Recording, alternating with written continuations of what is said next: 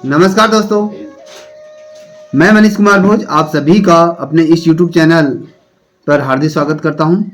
दोस्तों, जैसे कि आप सभी को सर्वविदित है कि इस चैनल के माध्यम से हमने प्राचीन उत्तराखंड और मध्यकालीन उत्तराखंड का इतिहास से संबंधित हमने यहाँ पर क्लासेस प्रारंभ की हैं। इसी कड़ी में आज आप लोगों के सामने प्राचीन एवं मध्यकालीन उत्तराखंड के अंतर्गत अगर हम बात करें तो पौराणिक उत्तराखंड के बारे में हम चर्चा करेंगे। पौराणिक उत्तराखंड की जब हम बात करें तो उसके संबंध में आज हमारे सामने पुनः अंकिता बिष्ट जो कक्षा 7 की जो बिटिया है तो वो आपके सामने पौराणिक उत्तराखंड के बारे में आपके सामने बताएगी। चलिए बेटा, थोड़ा जोर से बोलिएगा, ठीक है। पौराणिक काल वह काल जिसमें साहित्य स्रोत के रूप में अनेक पौराणिक ग्रंथों की रचना हुई उसे पौराणिक काल कहते हैं। देखिए, इन्होंने क्या कहा, पौराणिक काल वो काल को कहा जाता है जिसमें अनेकों ग्रंथों की क्या हुई है, रचनाएं हुई हैं, लिखी गई हैं किताबें। तो ऐसे कालखंड को हम पौराणिक कालखंड के रूप में मानते हैं, ठीक है। चलिए आगे। ऋग्वेद में उत्तराखंड राज्य का प्रथम उल्लेख मिलता है जहां इसे देवभूमि बताया गया है, ठीक है।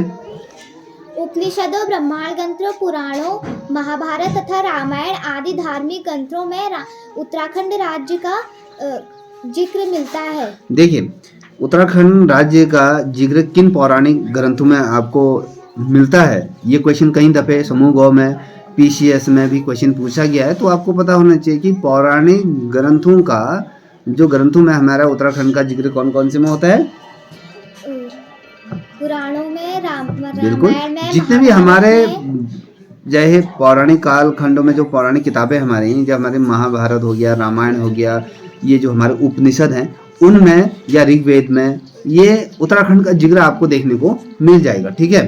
तो आगे बताइए बेटा। 5 हिमालयी खंडों मानसखंड, केदारखंड, नेपाल और जालंधर एवं कश्मीर का उल्लेख स्कंद पुराण में है।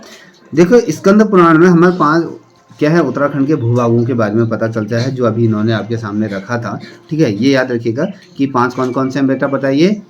नेपाल, मानसखंड, केदारखंड, जालंधर एवं कश्मीर। तो ये क्या है, आपके 5 ये खंड हैं जिसमें उत्तराखंड का जिक्र आता है, ठीक है। इस भूभाग के अंतर्गत इसको विभाजित किया गया है। चलिए आगे बताइए।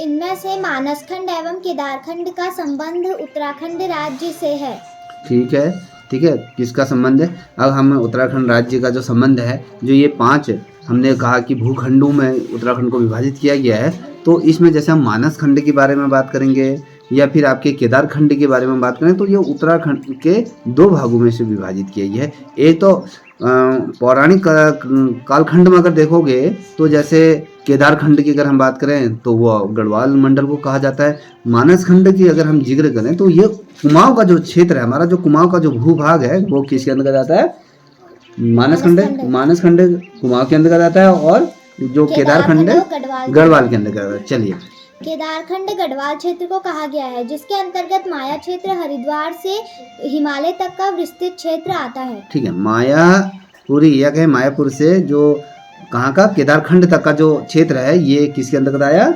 केदारखंड के अंतर्गत, ठीक है। मानसखंड कुमाऊं मंडल को कहा गया है जिसके अंतर्गत नंदा देवी पर्वत से कालागिरी तक का क्षेत्र आता है। नंदा देवी पर्वत श्रृंखला का केदारखंड एवं मानसखंड की विभाजन रेखा को कहा गया है।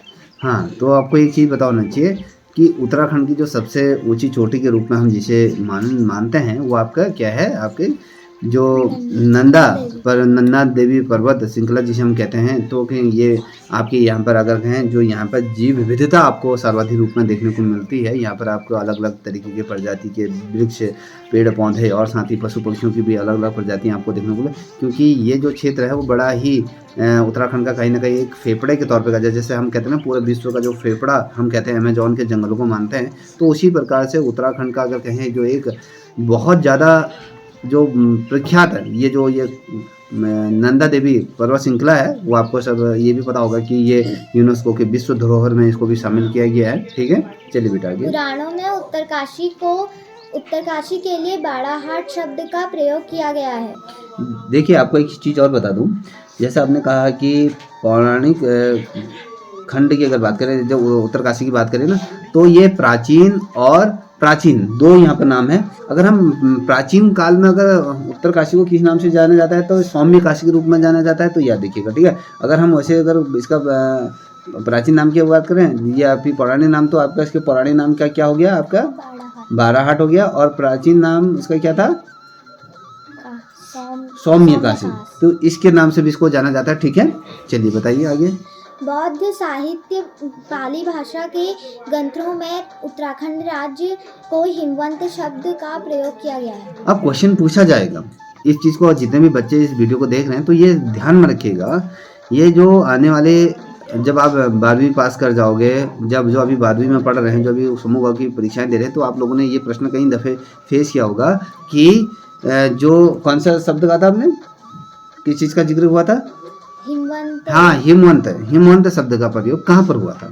तो ये हिमवंत शब्द जो था, आपको किस भूखंड में कहा जाता है, ये तमाम चीज़ें, ये इसको थोड़ा सा समझने का प्रयत्न करें कि ये कहाँ पूछा जाता है, ठीक है। चलिए बेटा,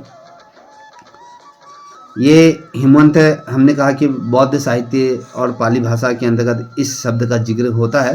तो आज आपके सामने हमने प्राचीन और मध्यकालीन उत्तराखंड के अंतर्गत हमने जो आज अंकिता जी ने आपके सामने जो रखा, वो आपके पौराणिक कालखंड, उत्तराखंड का पौराणिक कालखंड के बारे में चर्चा हुई थी। तो आगे हम इसी तरीके से निरंतर इस श्रृंखला को प्रारंभ करेंगे, और साथ ही कुछ नए बच्चे को भी आपके सामने मैं लेके आऊँगा, ठीक है। अगर आपको ये वीडियो अच्छी लगी हो तो आप अपने बच्चों को भी शेयर कर दीजिएगा, और साथ ही जो प्रतियोगिता परीक्षाओं की तैयारी करें वो भी इसको बड़ी ध्यान से देखिएगा। तब तक इतना ही। जय हिंद, जय भारत, जय उत्तराखंड।